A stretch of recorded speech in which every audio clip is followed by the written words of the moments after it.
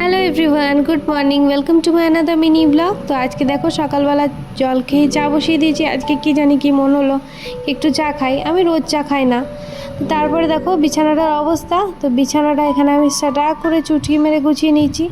কাজ এমনি রিয়েল লাইফে হতো, তো ইনি এখানে ঘুমিয়ে গেছেন, তাই আমি আজকে ঠিক করেছি আলমারি মাথাটা পরিষ্কার করব।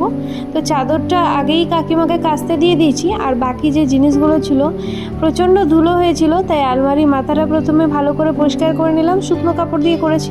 তারপর যে জিনিসগুলো ছিল ওগুলোতেও অনেক ঝুল হয়ে গেছিলো, তো ওগুলো নিচে নামিয়ে রেখেছি। আর এখন কিছু চাপালাম না, যেহেতু এই চাদরটা আবার পাততে হবে।